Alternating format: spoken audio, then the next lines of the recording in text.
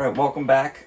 We're going to measure the CO2 volume of our fermented beer right now, just to make sure it's the right CO2 levels before we keg it. So we are going to take a sample using a homemade CO2 volume tester. I'm gonna put that on here.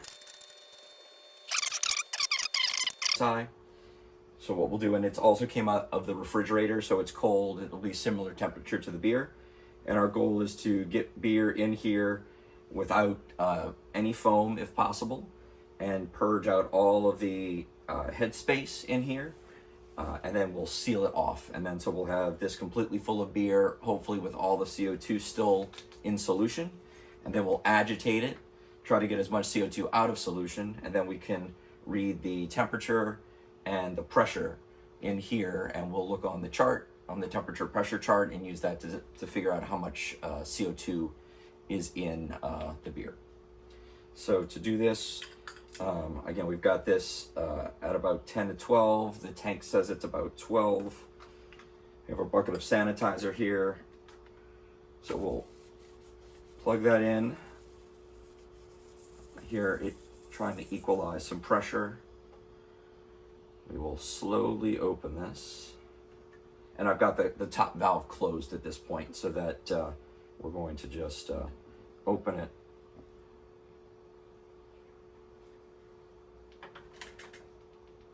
All right, so it should be, yeah, so we should be equalized about now. Looks like we have a minor leak, which I will have to fix. Okay, and then what we'll do is slowly open this valve to fill this. We'll need to make some new sanitizer because it's leaking everywhere.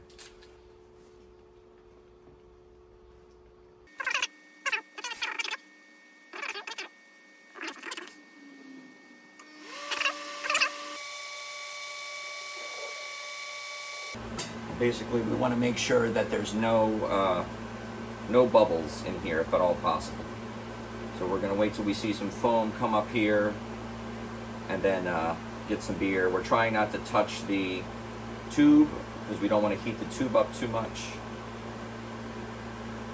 So we're starting to get some foam up there. We're going to tilt this to get any air bubbles out. So I think we've got this full. So we'll go ahead and detach this.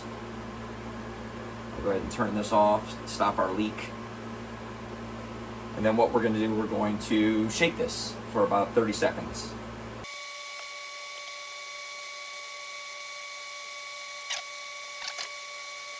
Okay, now what we're going to do is read the temperature and the pressure. So, okay, just so you can see it, it looks like it's about little over 50. It was 48, so it's warmed up a little bit. So let's say 50. This is still 17. So 50, 17. We're looking for about 2.4 volumes, roughly. So if we, I'll put this up so you can see it better. But if we go to 50 degrees and then go to 17, it looks like we're at 2.45. So we're basically right there. We're in spec, and we're going to go ahead and start kegging. Okay, we are going to start the kegging process. Have our bucket of sanitizer here, a drip bucket right here, some Star Sand in a spray bottle, our keg that we cleaned yesterday. If you haven't seen that video, I will link it in the description and right above this video. And we are going to go ahead and get things set up. So first thing we're going to do is make sure our port is sanitized well. We actually just drained some yeast out of it just to make sure there's nothing settled in the racking arm. So we should get clear beer out of this. For this beer, probably not necessary, but we are going to put just a fine sediment filter. So I'm going to go ahead and screw that on here.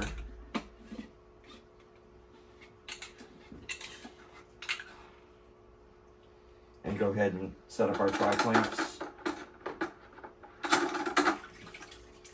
When using this, this is the bouncer beer filter. There's an arrow showing which direction the beer is supposed to flow, so just make sure the arrow is pointed towards you because the beer is going to be coming out of the fermenter this way.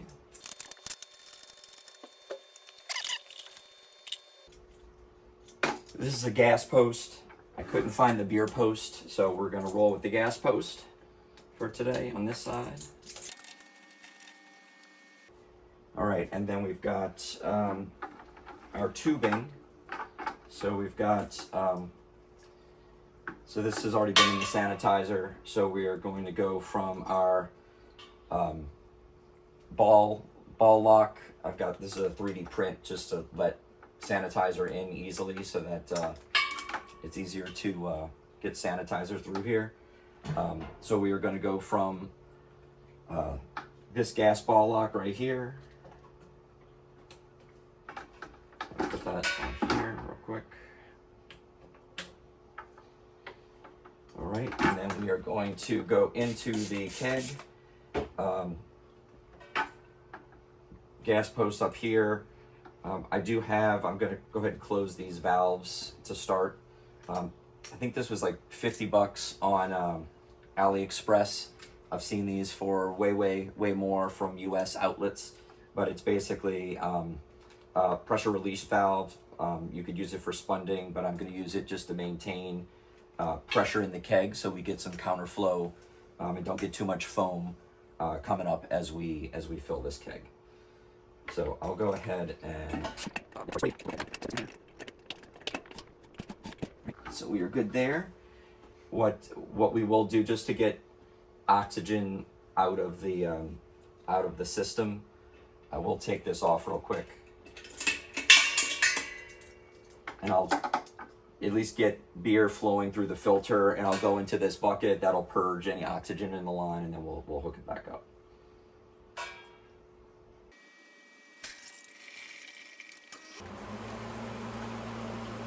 All right, so we've got beer flowing. Go ahead and put that on quick.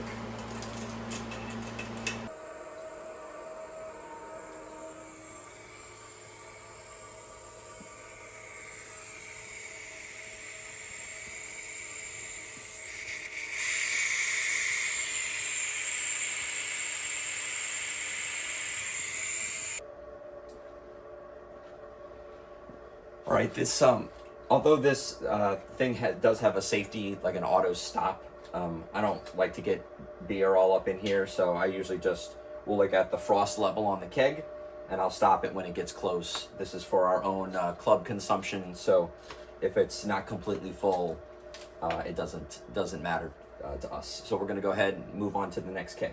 So it's pretty straightforward. All the valves are closed. We're going to disengage the coupler. Twist it off.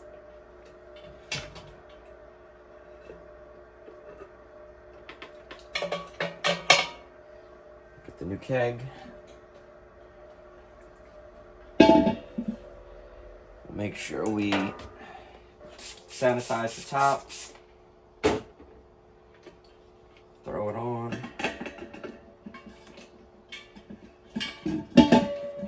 Engage. Turn the beer flow on, and then turn the gas on. And we should hear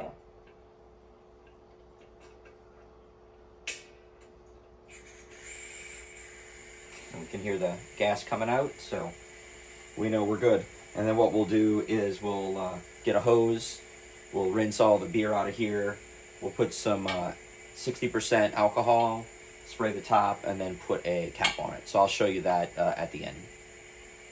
So it's pretty easy to tell the fill level. You can see it right. It's right about there right now. We are at, let's see, where are we at? Again, about 5 PSI. And the tank is, I think, at about 8. So about 3 PSI we're filling at. All right, so we took some water. We dumped it in here, dried it out. I'll just take like a paper towel or a rag, just get most of the water out, and then we'll take some of the isopropyl alcohol. We'll give that a spray down, and then I'll grab one of our tops, put it on here, and we'll put one of our keg collars on here, and we'll just, today's February what's today? 12th. I don't even know. February 12th. All right, and then we'll just write the name of the beer on there, and we'll put it in the fridge. Just a little motivation for our homebrew club, making this content. So right now on YouTube, let's see where we're at with our subscribers. So we have 11 subscribers. So if you're watching this video and you're not subscribed, consider clicking that subscription button. We've got just under 5,000 views of our videos. And then if you're on Instagram, you can find us, Silos Brauhaus is our Instagram handle. And we're at 52. So consider making that 53 today.